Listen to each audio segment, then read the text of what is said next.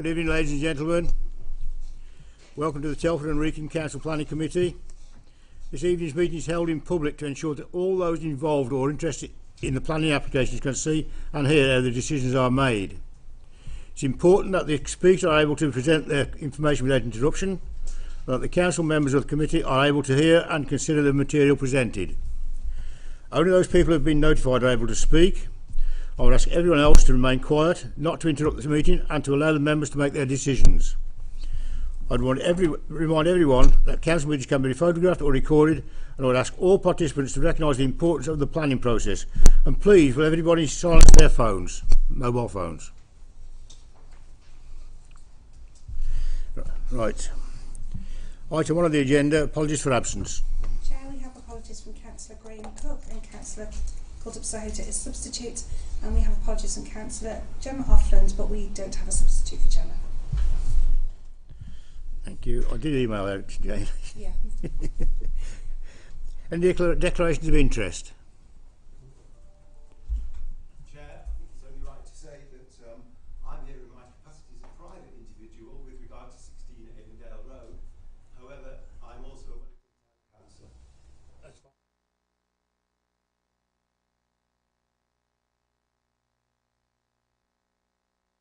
What, Nigel? Yeah, Tiggle was 2022-0515 Wellington Road.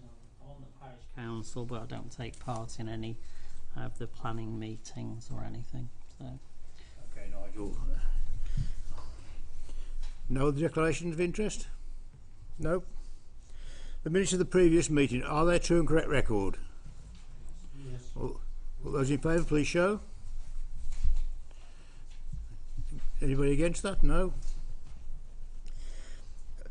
Chairman, I've got to abstain. I wasn't at the meeting. Okay. Well, you abstained because you weren't at the meeting. You weren't here. Yeah. That's just...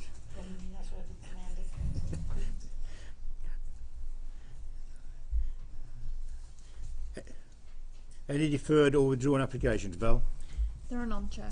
Thank you. Site visits, any planned? There are none, Chair. Non-planned. A. Right, item 6 then, plan application for determination. I intend to do in this following order. 6.1 is the site of the former new college, Telford. I'm then going to do the Avondale Road one, and then finally the Wellington Road one.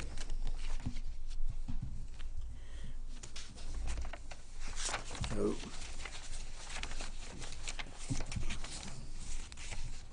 I'll get to the order.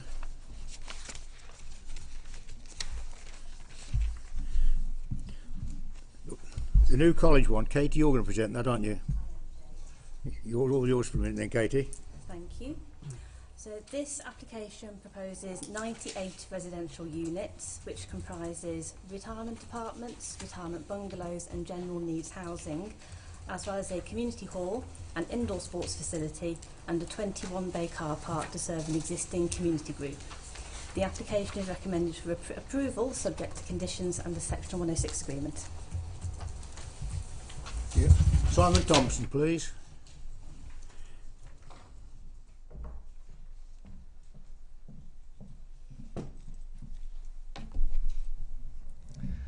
Evening. Okay. So I'm Simon Thompson. I'm the Director of Development for the Enrique Housing Group, and I'm delighted to be here to speak in favour of the development at the new college. For ourselves, we're looking at developing there 76 new affordable units, 66 of which will be apartments for older persons, 10 of which will be bungalows, all of which will be adapted so therefore to meet the needs of the people in the local area. I think it's really shows our commitment to the area that this is part of a £27 million worth of investment that we're proposing to spend in the Wellington area over the next 3 years. So it's really does demonstrate the group's commitment to the area and the people of Wellington. The scheme has not been without its challenges, I'll be honest with you, particularly around viability.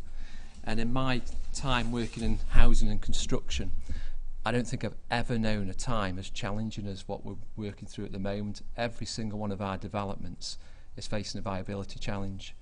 construction costs are just spiralling out of control, and they don't seem to be slowing down at all. So viability, particularly on this particular development, has been a real challenge.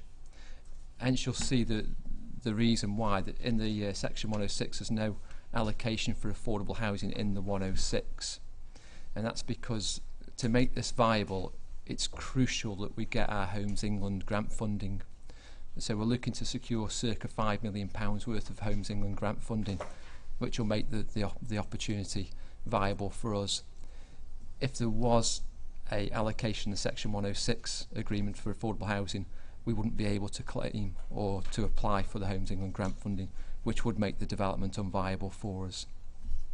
But I think it's really important to note that the development itself, rather than just delivering 25% of the overall numbers as affordable housing, will deliver 78% of the overall numbers as affordable housing, which is a great result for us as an organisation, but also for the people in Wellington. We have worked very closely with the community groups, and we will continue to do that as we try to bring this brownfield site forward and make it a realisation for the people of Wellington. Thanks for your time. Thank you, Simon. Katie, back to you. So this site formerly housed New College, and since its demolition has been vacant. The application seeks to provide a range of residential and recreational development split over 4 parcels of land. In fact, we've got the site plan to hand. I'll just talk you through that. So site A, which is, you can just see the A there to the north of the site, that's providing 22 and 3 bed houses for Nuplace. These would be intended for the rental sector. Site B in the centre there is where you can see the 66 retirement apartments. Site C down in the southern corner provides the 10 retirement bungalows, and Site D to the east would deliver 2 3-bedroom houses intended for sale on the open market, plus a community hall and an indoor sports facility, each of those contained in a detached building. So all residential units meet the NDSS space requirements internally, and all bar one of the housing units achieves the required amount of outdoor amenity space. The bungalows have slightly less outdoor amenity space, although given the nature of the intended occupants and the increased likelihood for reduced mobility, this can be considered acceptable within the planning balance. All the apartments benefit from private outdoor space, either as a balcony or a terrace, as well as the communal gardens that you can see shown on the plans. The existing accesses to the site from Regent Street and King Street would remain and be enhanced to accommodate the new development.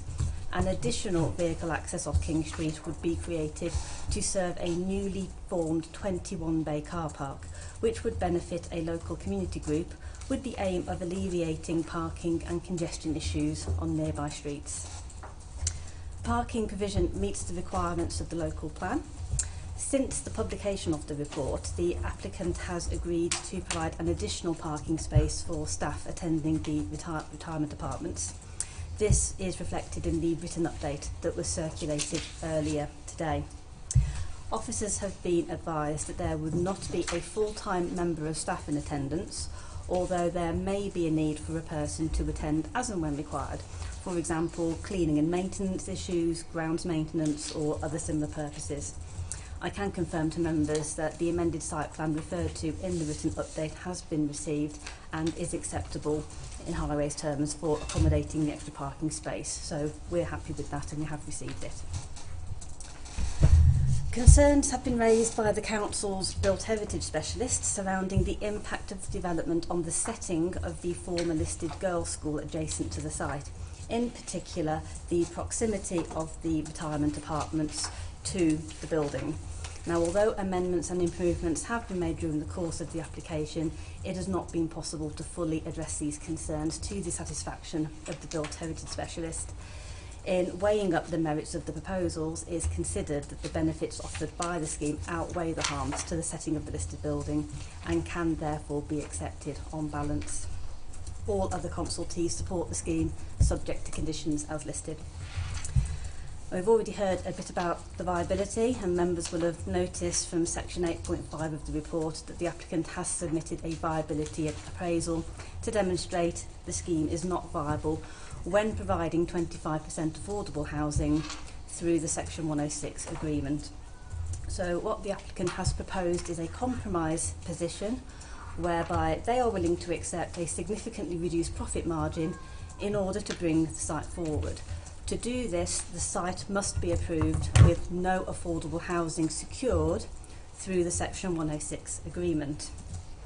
But as you've heard, the scheme has been designed so that affordable housing can be delivered. You've heard that all the units will be adaptable. It's equivalent to 78% of the scheme is affordable, but it would be funded through the grant funding that is provided by Homes England, and the only way the applicant can access that funding is if members agree 0% affordable through the 106. So members must be aware that there is no guarantee that the grant funding will be given. It's outside of the planning process if you agree to the 0% affordable through the 106. But by means of reassurance, I'd like to remind members that the applicant has identified 78% of plots on site that can be delivered as affordable housing should they secure that grant funding. And I'd also like to update members that we had this situation with the scheme at Donington Wood a little while ago, and they have been successful in securing that grant funding and carrying on as they intended to. So the application is eligible for 106 contributions towards healthy spaces and education as outlined in the report, and as part of the compromise agreement the applicant has agreed to pay these in full. The Healthy Spaces contribution would replace the community sports facilities previously available to the public within New College, so there is no net loss to the public of the community facilities that they previously had access to. Taking all these matters into account, officers consider that when the advantages and disadvantages of the scheme are weighed against each other, the benefits outweigh the detriments, and the application is therefore recommended for approval, subject to conditions and a Section 106 agreement. Thank you, Chair. Thank you, Katie. So, to the committee, call it. Oh, thank you, Mr. Chairman. I know the area quite well, actually, you know. And before I start, I was going to make a statement that something like that would be good for the Wellington economy. But I got to, you know, when you were talking about the interest. My wife does have a shop in Wellington Centre in a market. I don't think that it will have any effect on it at all, because one of my statements would have been that this development would be just what the Wellington needed in order to bring it up. So do I need to go into interest, Sarah? No, which is it's in a market actually. So okay, that's fine. I just want to clarify that, Mr. Chairman. Okay. Yes, I know the area quite well actually, and I do have I do welcome that this area's been improved and spent millions of pounds on it, but I do have a couple of questions, Katie, on it, and which is the Regent Street and the King Street and the surrounding area. We all know that for the last 50 years I've been in Telford, it did needed a fresh investment in it, and I'm glad that this is coming into it. But it has been mentioned that there will be a 10,000 towards netball and tennis and cricket and basketball and a five-a-sides and so on. I also read somewhere that there might even be a boxing club in there somewhere. Have I, correct me if I'm wrong on that one. And the other thing is that all these facilities, the five-a-side football, cricket and tennis and everything, will there be someone there to train them, or will there be somebody getting paid in order for the community, the kids, to make sure it's utilised properly? And the boxing club, I had a couple of comments not now but in the past, that there was a need for a boxing club there, but the issue is that there never has been a trainer paid to do the job. and they were always the volunteers. So if there is a boxing club, I'm glad you know, it's coming in. But can some of this 106 be diverted into somebody sort of making sure the kids and the boxing club have a trainer? I'll tell you what, I'll let it go, and if there is anything else, I will come back. But you know, when you can answer that one, I've got quite a few more then, but I'll let my colleagues come into it. Thank you. Do you want to make a comment on? I can comment on that now, yes. So the indoor sports facility was originally labelled as a boxing club. Oh yeah. When it comes to finding an occupant or a tenant for that building, that doesn't sit with planning, that will sit with the estates department. They thought it would be helpful to them to have a bit of flexibility in that. There's a hope that the boxing club will join. It might, they've also got other groups that are interested. So what we've done is turn it as an indoor sports facility and given it the specific use class. So it could be a boxing club, it could be something else, but that facility is there for the community. And who occupies that is taken out of our hands, should planning permission be granted. In terms of the 106 and the healthy spaces, this has been done in conjunction with Sport England. So part of the money went in towards funding a report to make, particularly it was tennis and netball that was provided on this site. So the 106 really has to focus on replacing the facilities that would be lost as part of this development. It went in towards funding the report, into understanding what the need was, and then there's a further contribution in towards funding the strategy and delivering what's in those reports. I don't know that it can go as far as saying it will be spent on a particular trainer or it will be spent in these ways, but it is part of a wider strategy that Sport England and the council have worked on together. So it is contributing into the wider aims and objectives and needs of the area. So it can be something that looked into with a Sport England. Yes, exactly. Okay. Thank you for clarifying that, Kate. I'll let it go now. Ian. Yeah, I've got a query on the recommendation in 2.1a subparagraph 3. It talks about car park off King Street to remain in use for associated community group in perpetuity to accommodate use of parking. Is that correct? Surely the car park access is off Regent Street at the back for the community facilities. Can you bring up the right side, please? Yeah. Right at the start.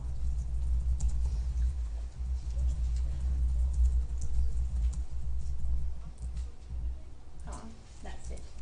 So we've got King Street to the west of the site and Regent Street to the east. If you look at site A and the very north western corner of that site, can you see the 21 bay car park there?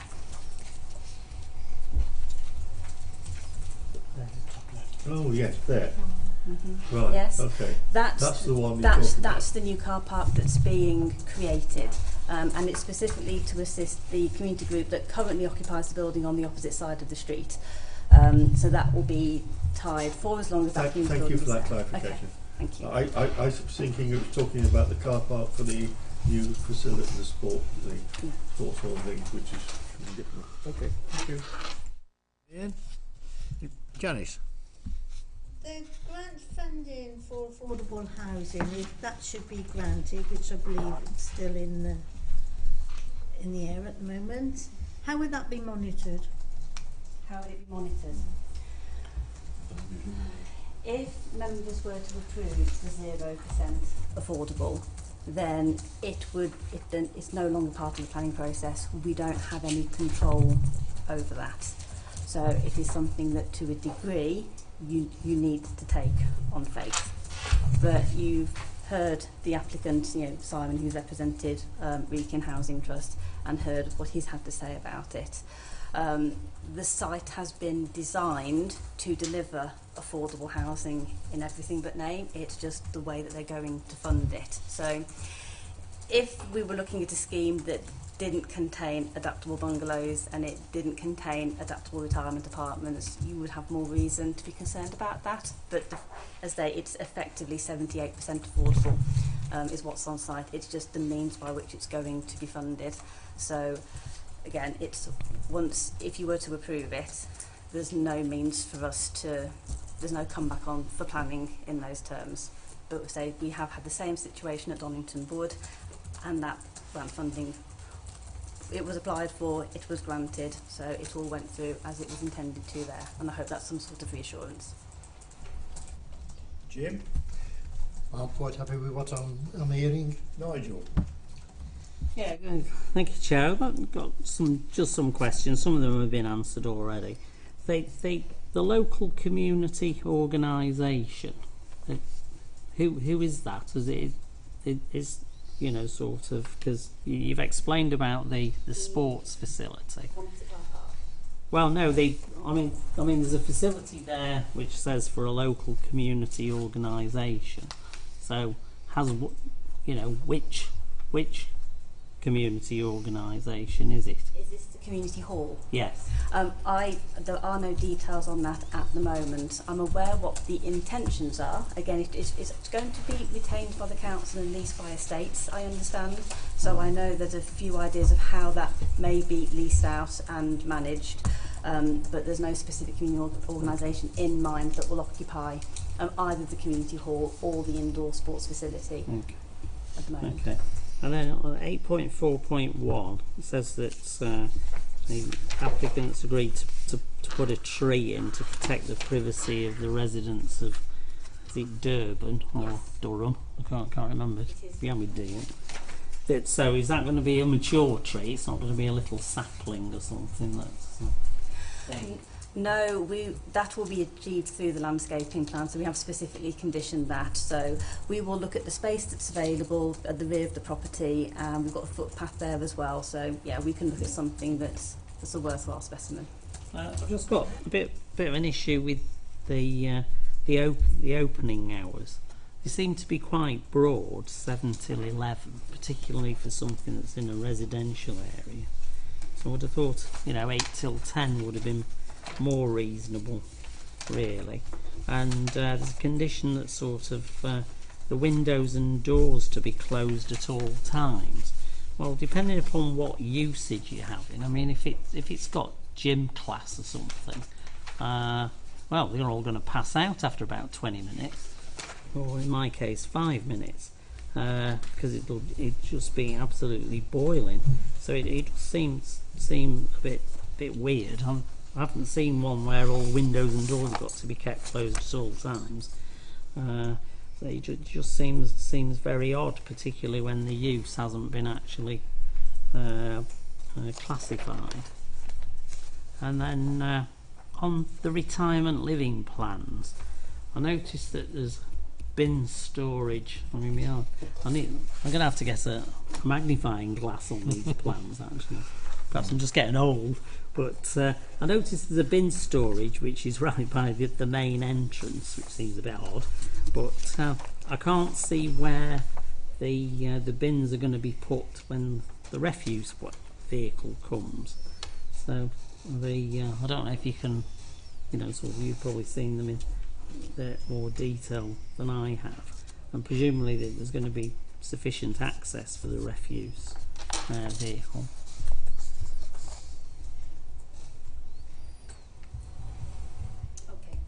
So the opening hours, firstly, the 7 till 11 are pretty standard hours. That was what our environmental health specialist recommended to us. We have put a number of other conditions in to try and manage that, because we do recognise, as the applicant does, that we're not certain what uses are going in there at the moment. So we are trying to capture all of that to make sure. Now, we have continued working on the conditions since the report was published. If you think that potentially a community hall could be used for something like a polling station, and if you think about the hours that you would need to be open for an activity like that, the 7 till 11 makes sense in that respect. Because it could be used for an awful lot more, what we'll also do is condition a noise mitigation and management plan. So when they know what use is going to be in there, they'll have to show us that they're going to put the right type of noise mitigation in there. If there's going to be amplified music, that they're operating that probably to different hours, or that they're doing something that means it's not going to have an impact on the surrounding residents and uses. So that will all be dealt with as part of that post-permission. That also leads on to the windows and doors. I have the same questions over that condition. Again, it was one that Environmental Health suggested in the absence of having details on who was going to be in these buildings. But I think the idea of that would be that if you kept them all closed, you would then need some kind of mechanical ventilation, which feels like it would be a bit at odds with the climate change agenda. So again, that is something that we will look at as part of the noise management and mitigation plan. We will be able to do away with those conditions, I would think, once we have come up with a firm list of conditions with the applicant, should planning permission be granted. So yeah, you're right to raise those concerns. It's something that I'm expecting we'll be able to lose and deal with through a different document. Okay. Yeah, thank you, Chair. Enrique. Thanks, Chair. On the whole, I think it's a good plan and it's good for Wellington. But I'm being a little bit emotional now because my children went to the school and that thing is disappearing. And but things change with the time, and the development, as I see it, is good for the community, good for the Wellington, the investment and everything, and I think I like it. That's what I see here now. Thank you, Enrique. Anybody else? Can I just come in again, Kate? Yes, I like it. You know, it's going to be bright and shining. You know, the development in you know, around Regent Street and Victoria Street and the King Street, all around there.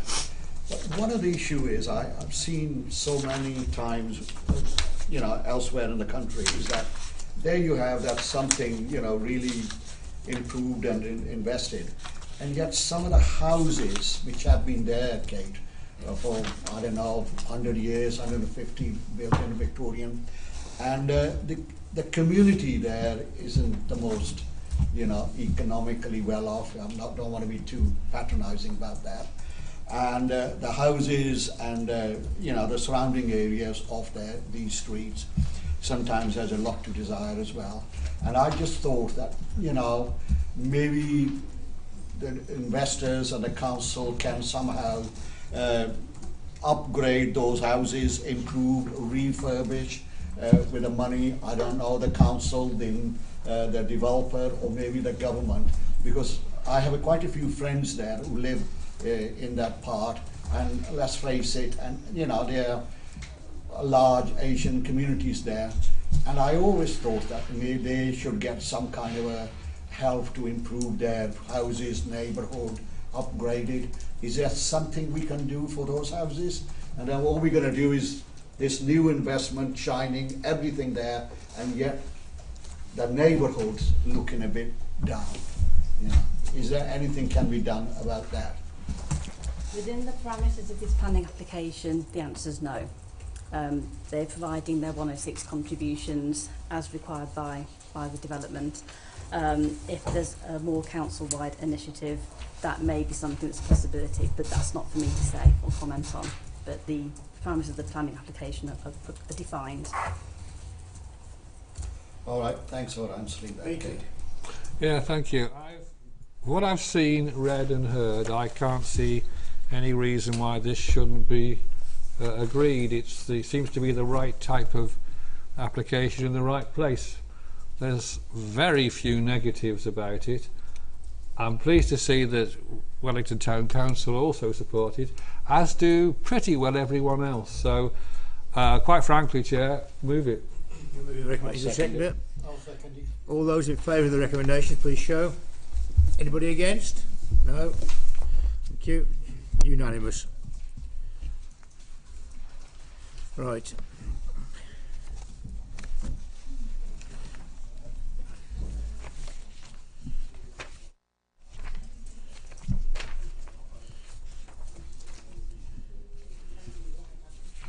We're now going to move to TWC 2022-0552 on page 71. That's Avondale Road. James? Thank you, Chair. Planning application site relates to 16 Avondale Road in Wellington. The proposed development consists of a change of use from residential dwelling, so use class C3, to children's residential accommodation, which is use class C2. The application was referred to Planning Committee due to a call-in request from Wellington Town Council, together with a number and nature of representations received from the public, which warrants consideration by Planning Committee. Okay. Councillor Miles Hoskins, please.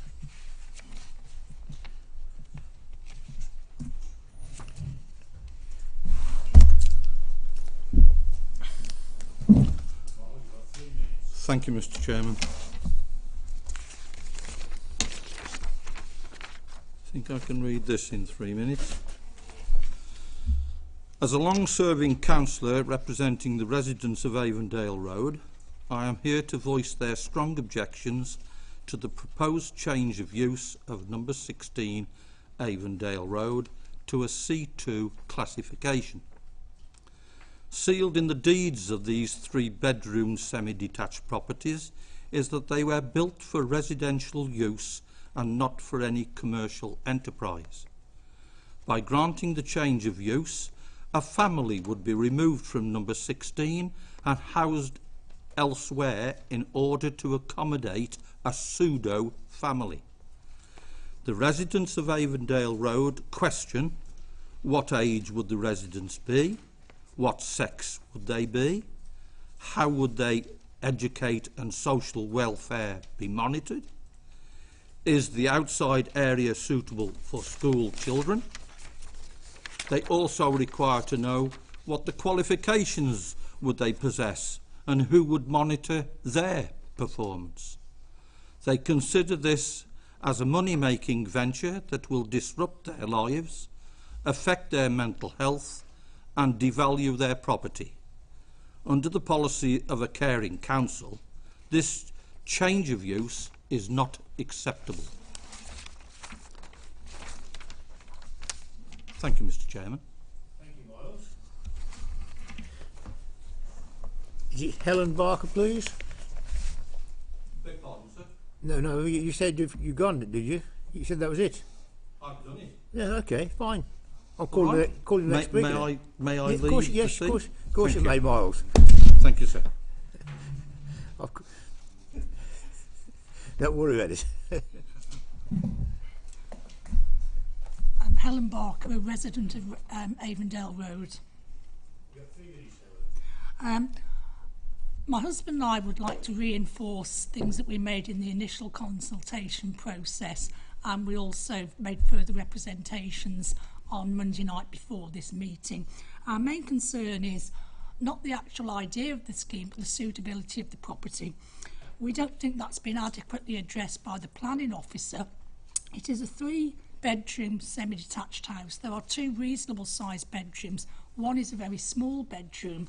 Now the proposal is that there'll be up to 4 people living there on a 24-hour basis. And it would seem to me that they will need separate sleeping arrangements, and there are only 3 bedrooms. One of the suggestions has been that some of the downstairs space would be also used as maybe additional sleeping space and a workplace for the carers. That will also severely limit the actual living space for the children as well in the downstairs part of the property, because they'll be confined to just the one room. I think that's particularly unfair on the children. There is the point that the back garden is a decent size, that is true, but it also actually adjoins 5 other gardens and properties. And the other point is that you can't have the children out in the garden all day, long periods, etc., and certain types of weather. So their use of the back garden is going to be limited as well in that sense. Other concern is that for previous applications which have been either successful on initial application or on appeal have been detached properties. We feel that a detached property would be more suitable to the needs of the children. We're not suggesting that the children should be isolated or ostracised in any way. We're not getting into that kind of emotive kind of argument, but it would be more suitable for the children if they had a more adequate property for their needs. Thank you. James, it's back to you. Thank you, Chair. Right, so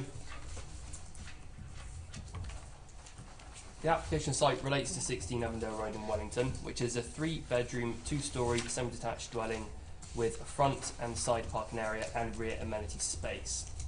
The existing site is considered to be C3 dwelling house under these classes order. A photograph of the property can be seen on the presentation slides. The application proposes the change of use from a C3 dwelling house to a C2 children's residential institution. The scheme proposes to register the property as a children's home for a maximum of 2 children aged from 8 to 18 years. The supporting documents outline that the application proposes to register property as a home for vulnerable children for a maximum of 2 children aged from 8 to 18 with 2 carers working on a rota basis. The following statement has been submitted by the applicant. Up to 2 children would live at the house with 2 carers working on a rota basis sleeping overnight. 6 carers would operate on a shift pattern of 48 hours on, 60 hours off. Even at changeover times, there will be no more than 3 carers at the premises at any one time. There will be 1 changeover of the overnight care staff per day, usually 8 AM each morning. A manager would usually visit the site each day from 8 AM to 5 PM, Monday to Friday. No significant alterations are proposed to the existing property, except that the front living room will be changed from a living room to a study and office. At least 4 parking spaces will be retained within the curtilage. So the key policy analysis, the key consideration is whether the proposed change of use would result in an unacceptable impact on nearby residential amenities, and whether the residential institution would be out of character with the area. Cumulatively, the nature of the change and how material it is would be a fundamental factor.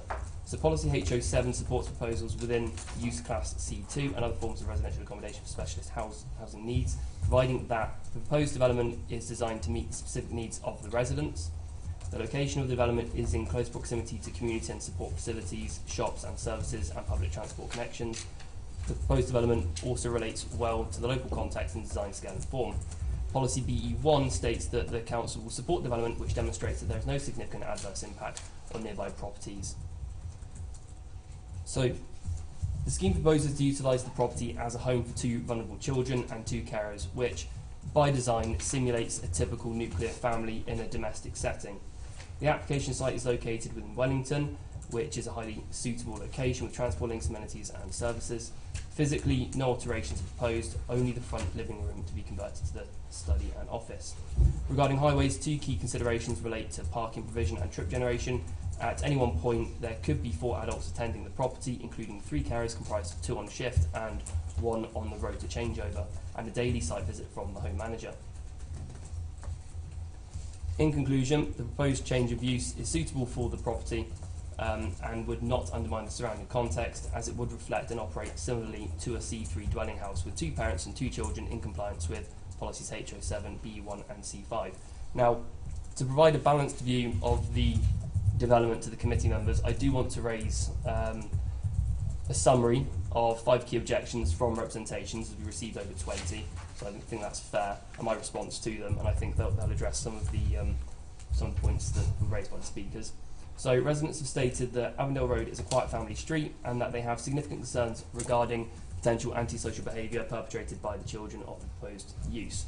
In the officer's view, the planning system cannot differentiate or discriminate between groups of children, and the perceived behavioural issues are neither evidenced or material to this application.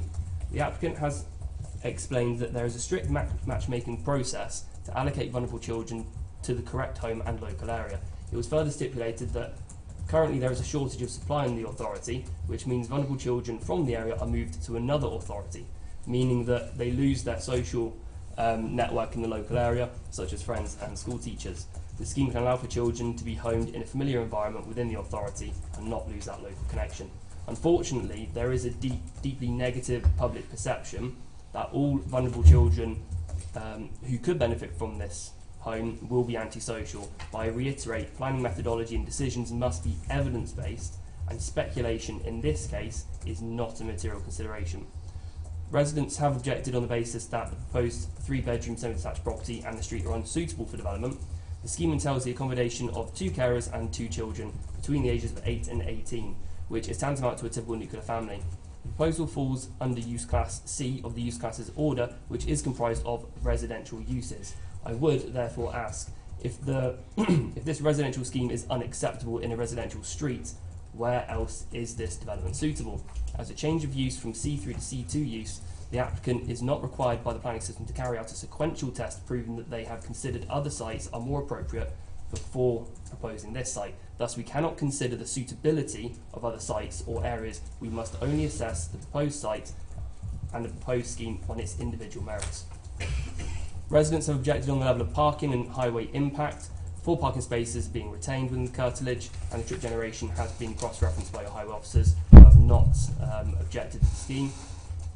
Residents also have concerns regarding overlook and noise impacts as a result of the scheme. The change of use does not propose external alterations, and thus there will be no additional windows which would aggravate existing mutual overlooking. As previously stated, the proposed scheme is tantamount to a C3 dwelling house, and we cannot differentiate between children planning terms.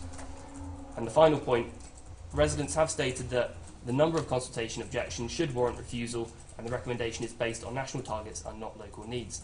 The application is brought to the Planning Committee tonight as part of the democratic process precisely because the Town Council requested it to be called into committee as a result of a number of public objections. The recommendation of approval comes after assessments made by your planning and highway officers in accordance with the local development plan, which tailors and regulates development within the local authority.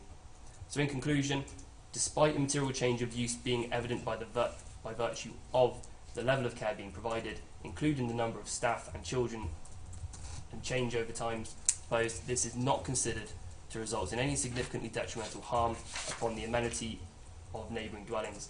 There is adequate provision of on-site parking, should I say, as well as adequate garden space to cater for the proposed use.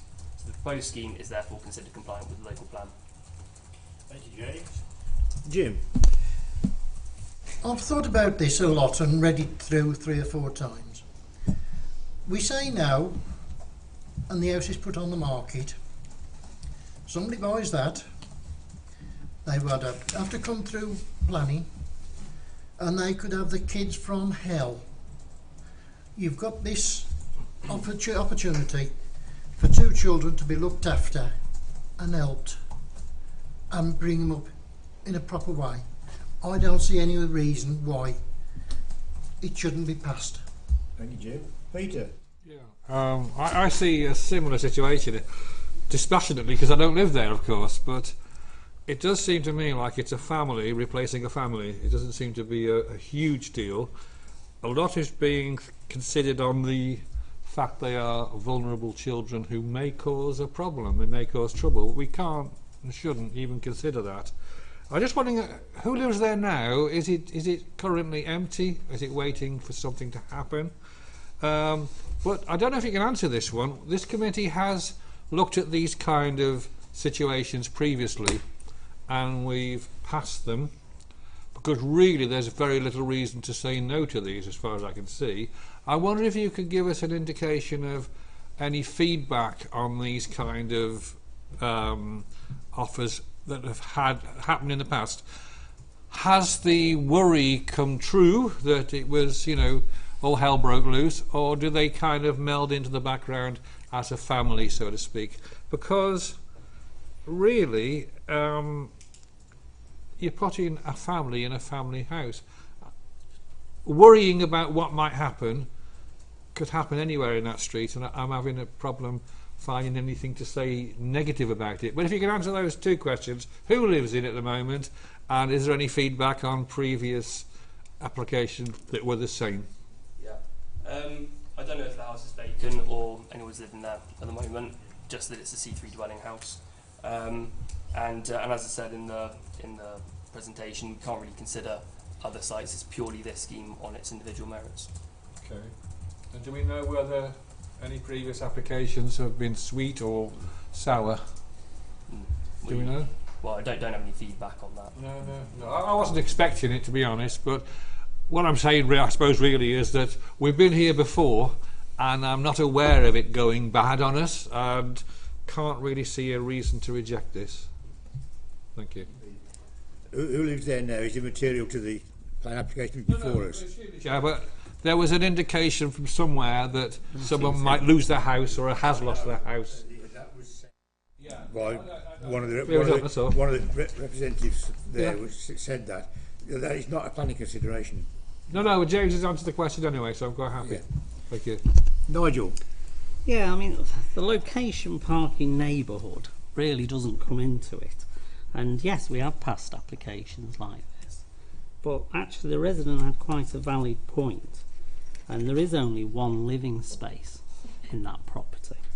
And the way that I look at it is, and you know, sort of when I was reading through the report and I looked at the floor plan, and I personally don't think that this particular property is physically suitable, because we're trying to, you know, with all these organisations that run these type of homes, they are trying to simulate, and as you mentioned yourself, trying to simulate a domestic living conditions.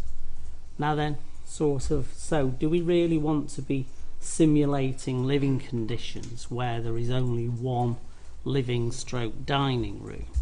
And so if, say, the two children didn't get off, what are you going to do? Confine them to their bedrooms? Is that desirable simulated living conditions? I think physically this house isn't suited to what is being proposed, and that's why I will not be supporting it. And you know, sort of, I've got a track record. I've supported other properties which are suitable to actually do what they're supposed to do. But I think this is too small, and I think it's restricting it, because you haven't even got to, you know, the downstairs there was a living room and a dining room, and now there's a living dining room, and I don't think that's suitable. And if we are trying to simulate domestic living conditions and trying, you know, these kids presumably are from have got mixed background, and you're trying to give them stability, and you're trying to make things, you're trying to simulate things to the best of your ability. Well, then this doesn't cut it, I'm afraid. So I won't be supporting it. Janice? A couple of questions from me. I'm a bit confused where the second person is going to be sleeping in. Would that be a bed in the office? Yeah, I think it's probably relates back to what Councillor Doug Moore was kind of referring to. There's 3 bedrooms, 2 will be for the children, and then there's going to be one third bedroom which will be for a carer. So the way these institutions usually work is that you'd have 2 carers on site at any one point, but due to the nature of it and the shift patterns, one will sleep in the room, let's say at night time for 8 hours or 9 hours, and the other one will stay up. And that way, if the children have any issues, let's say with sleeping or whatever it is, or just need an adult, then they can come to the worker that's not sleeping effectively. So that's how the sleeping arrangements. I really like a positive answer on that one, because I've known many of these situations where the office does double up as a bedroom as well. You know, but that's the point, though. Is that I'm not saying it's wrong. I'm just asking the question to clarify where the other person sleeps. No, that's the point, though. Is that these carers don't live. They obviously live in their own home, and then they have 48-hour shift on site. So obviously they have to sleep there. But obviously both carers wouldn't sleep in the property at the same time. So they rota base that out who sleeps at what time. So they would only sleep in that one room. They wouldn't sleep in the study. Because I would imagine if it's a study office, it would be locked off anyway. Because it would be an area where you keep medication and paperwork that shouldn't be accessible. Well, it could be locked off. Likely it probably wouldn't.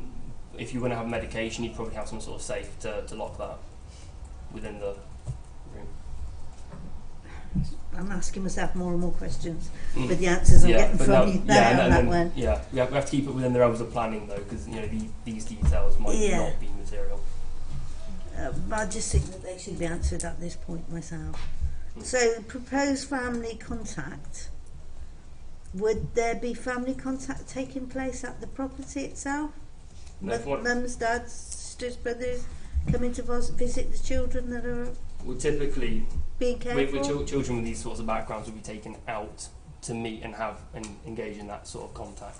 Particularly if children are at risk or vulnerable, that would be taken outside of the residential home and be taken to a contact centre. I've known very different to what you're saying, that's why I'm asking these questions. As I say, that sort of issue though isn't really material to the planning application. No, well it would be, because the parking would be affected if you had family contact within the home. Yeah, but it wouldn't be taking place in the home. I mean, I'm all for these places, and I'm all for the children being in residential areas and trying to live a normal life as possible. But yeah, I just think we need more thought into the questions that we're asking and the answers that we're being given. Chair, if I may, and just in terms of planning is one regime, okay? Planning is about land use. Outside of that, there are other regimes which also support the infrastructure and its delivery and its management. One of those is Ofsted, which would oversee any potential provider, as well as then the social services that place children in these care. And they also act in terms of working within the parameters of what has been granted in terms of from a land use perspective, and as well as then making sure that everything runs satisfactory, both for the protection of the children and as well for ensuring that the environment as well is safe. Okay, so issues in terms of things like antisocial behaviour, things like that, they get picked up by Ofsted. Okay, issues in terms of from us, we are looking at the land use, and the land use here is, can this be ran in a satisfactory manner that doesn't have any detrimental impact on the amenities of the surrounding area, those residents that are adjacent to it. And what's proposed to us this evening is that this is for 2 children that will live in the property, and that will be their home. Yes, okay, they have carers, and those carers are on staff rotas, and they will change, but they are cared for in that domestic setting. We've heard tonight that one councillor, Councillor Dugmore, you've recognised that you think that the property is too small to represent a domestic property. In terms of it itself, just reminding you that it has been extended previously, so as a domestic property, as a family unit previously, it was smaller, and probably the staff office is approximately that size of that extension that's being lost there. So it is in terms of a domestic setting and a domestic property, but it's just about giving those children then an opportunity to be able to sit in a situation that can reflect that and be supported. So what we're looking at solely is that land use. Is that acceptable or not? I think my next comment was that I do appreciate that staff in these care homes are well trained and know what to look for, etc. But I just think in this process we should look at things like contact, because that could well create parking issues where you have got, and I do know that some of this parking does take place at the home itself. It depends on the situation. And that's then based on that management regime that we will have had in terms of the details of to how that's run, in terms of for the parking and the level of visitors that are coming into the site, of which James has clearly said that there will be a staff manager that also visits the site on a daily basis, but it's just then the staff in terms of the rota. And this has been assessed by the highway officer, who says that this would be acceptable in terms of trip generation and parking provisions. So, Okay, Janice? Yeah. Coldip. Okay. Yeah, thank you, Mr. Chairman. You know, I hear what my colleague Miles Hoskins saying, or the 2 residents, you know, but the fact is, this is a local facilities for the local children, because if we don't have these facilities, you know, we sometimes have to send them out of town, and the parents have to sort of, the relatives have to go around. I remember some years ago when I was one of these committees, and we actually had some kids in Devon and the other places, and the parents had to go there and to see them. So, you know, so the fact that it's a local facilities for local children, you know, I'm all for it. Ian.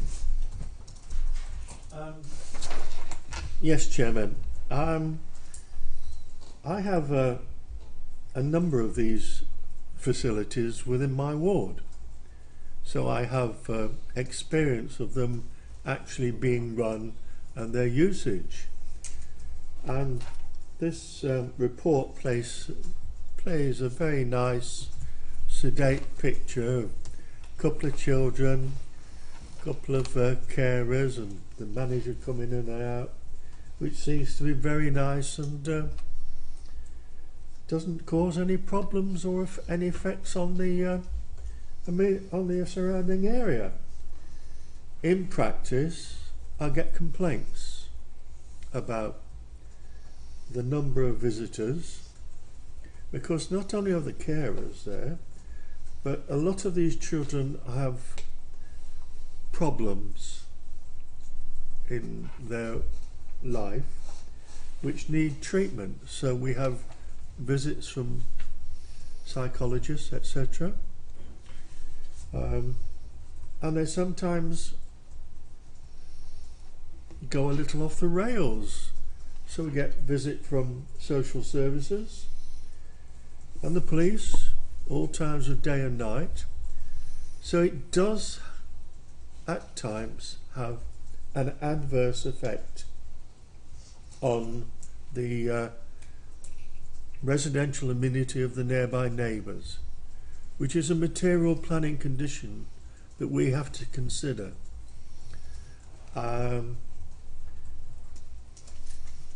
In my view, from my experience of having considerable knowledge of these types of facilities, I don't think this one is in a suitable place, nor is it of a suitable size. A detached property is actually better because you don't get the sound going through from the shouting and the fighting that sometimes takes place. Therefore, I would myself recommend a refusal on the grounds that it would have a detrimental effect on the residential amenity of the neighbours. Thank you, Chairman. Anybody else? Recommendation, Chair. Recommendation's been moved and seconded. Those in favour, please show. Those against? It's 2 against. So that's allowed. Can I just add at that point that I think a bit more information about how many contact and things like that for future proposals? It would answer any grey areas. Okay.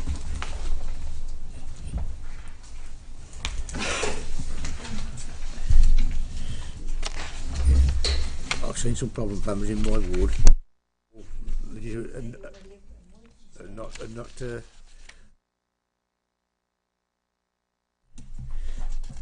Right, we now move to the final one.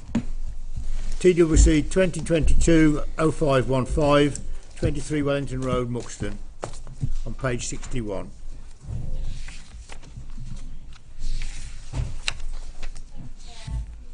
This application is for tree preservation order consent for the felling of 1 number monkey puzzle tree and 3 pine trees. The trees are located at the site of 23 Wellington Road, Muxton, to the south-east of the application site. This application has been called in by Donington and Muxton Parish Council, and there are speakers for this application. Councillor Lisa Dugmore, please.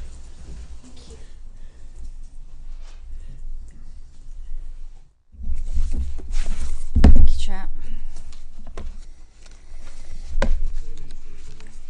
Thank you.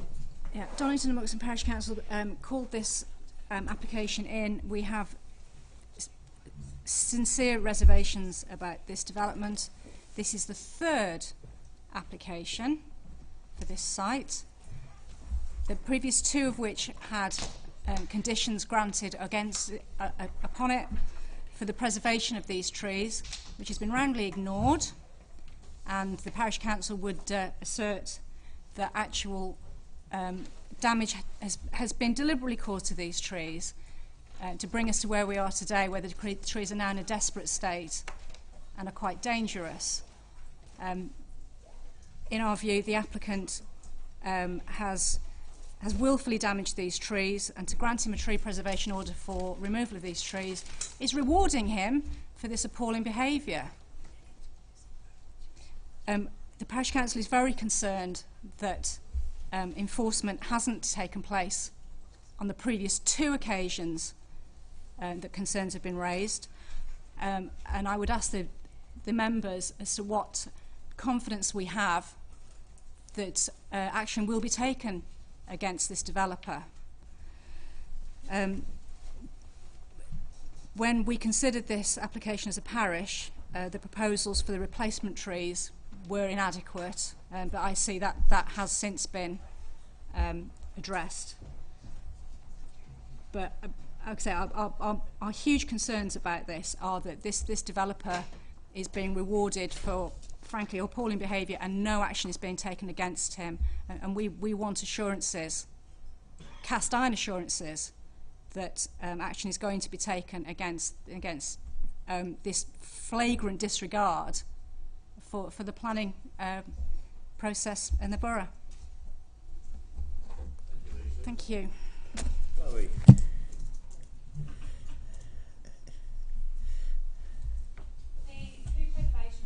Was placed on the 4 trees in question and was created on the 17th of January 2018 in reaction to the proposed development on the site. The trees in question are situated to the southeast of Plot 2 of the development site, which was approved under a previous planning consent for the erection of 4 dwellings following the demolition of 1 dwelling. Following this approval, a compliance visit was carried out by the council's enforcement team, during which it became evident that a number of the tree-specific conditions attached to the decision notice had not been adhered to. Officers must note that an error was made within the committee report, stating that except for condition 3, none of the tree-specific planning conditions were adhered to. This was not the case, and officers would like to point out that at the time of this compliance visit on the 21st of September, the protective fencing for the TPO trees had not been erected. In addition to this, it became evident that a number of large concrete blocks had been placed within the trees' root protection areas, along with soil alterations and root severance. As a result of this visit, a report was asked for by the council's planning enforcement team, which was produced and submitted on the 21st of November 2021. This initial report concluded that there had been clear and obvious ground and root damage to the TPO trees. Furthermore, the damage to the pine trees may have left them unstable in the ground and liable to failure. Following the submission of this initial report, the current tree preservation order application was submitted for the felling of 1 monkey puzzle tree and 3 pine trees. As part of this application, a tree condition report has been produced by Cedarwood Tree Care, which states that in terms of the monkey puzzle tree, there is a dead wood present across numerous branches across the lower and mid crown. The ground surrounding the tree has also been compacted, which has affected the tree.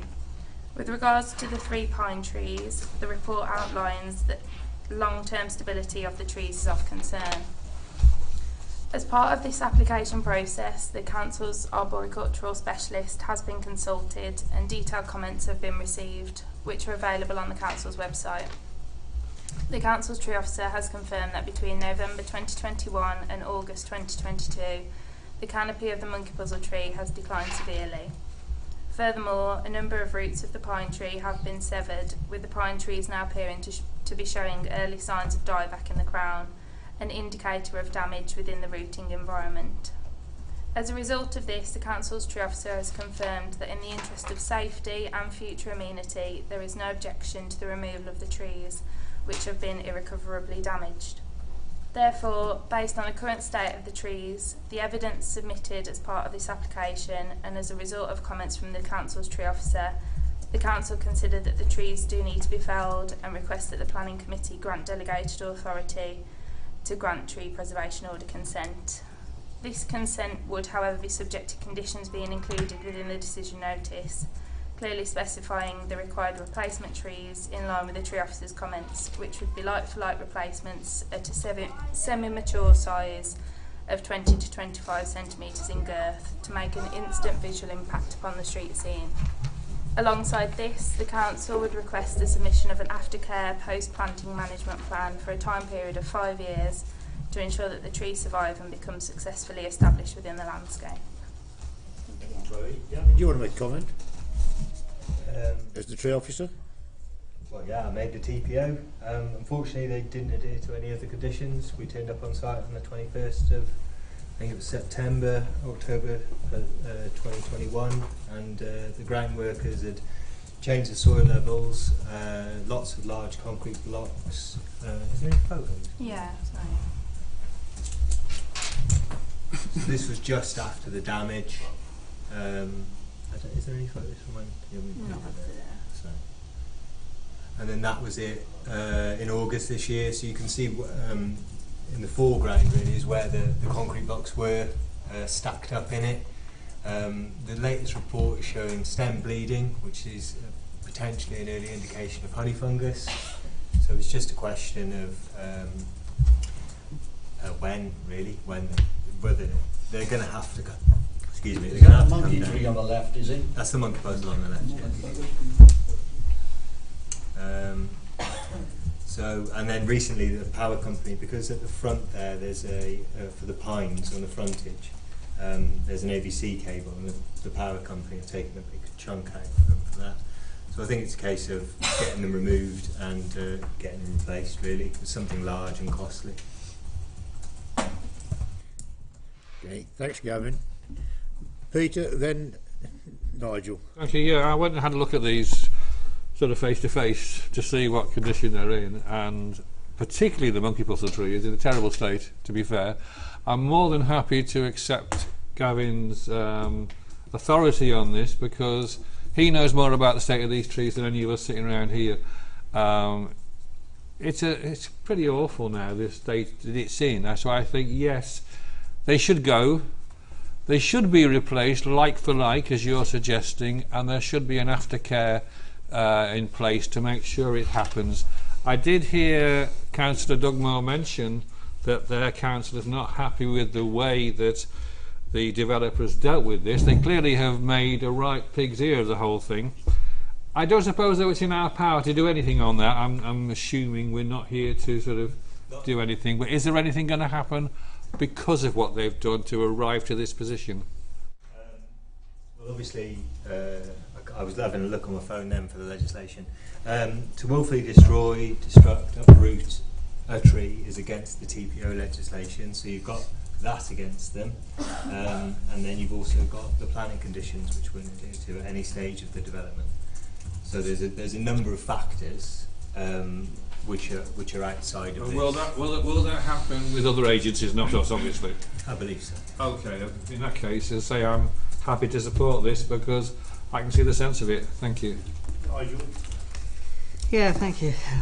Thank you, Chair. Yeah, you wonder what the point of a TPO is, really, because basically, you know, my question is, what actions can be taken against the applicant, who's obviously determined to see what these trees were going to go.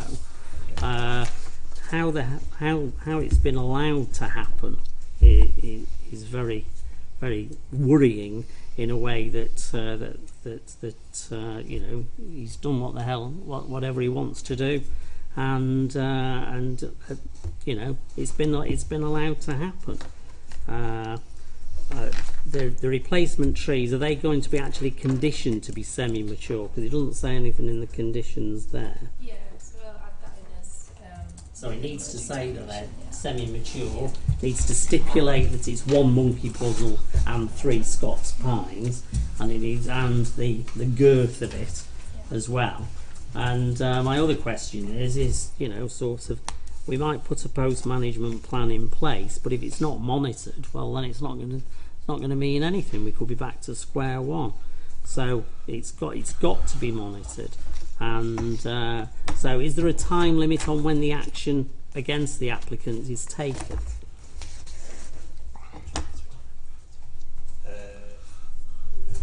Well, it's difficult to talk about in this situation because it's getting into the legality side of it. I would say there is a point in tree preservation orders, as we've seen with the Priory case in Wellington recently, where the owner who felled the 4 trees there was fined £45,000. So this is outside of that. It also involves the planning conditions. So that'll be a later stage with our litigators about what stage is going to be taken on that one, really. Okay. A legal opinion. Yeah, just to clarify, I understand there are investigations ongoing with regard to potential offences that have been committed. Regarding the time limits, it would depend on the actual offence.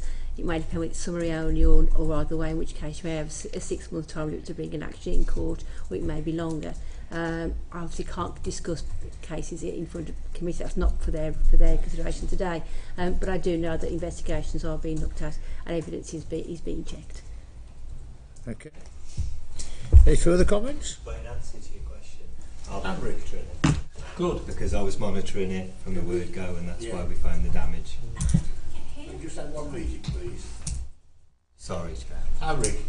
Thank you, Chair. It's a terrible situation, actually, but the thing is that we are where we are. We can't go back and put the clock back. So long these are replaced like, and the developers get some sort of punishment or something for doing that, breaking the planning rules and all the other things. I think I'll go for the recommendations. All right, thank you. Any other comments? Second, I'll move it. Been moved and seconded the recommendation. Those in favour, please show. Any against? I'm going to abstain. Nigel's abstained. I know why. Why do they call it the monkey tree? Because the monkeys go up there. Well, when the Victorians went to Chile and first discovered it, they looked up and said, even a monkey would have a puzzle climbing that. But it should have been a laurel tree because we got Oliver Hardy homes. Well, they weren't nice enough. Oh, no. That's a great bit of trivia. I'm sure they'll be planting lots of laurel anyway. Thanks for attending.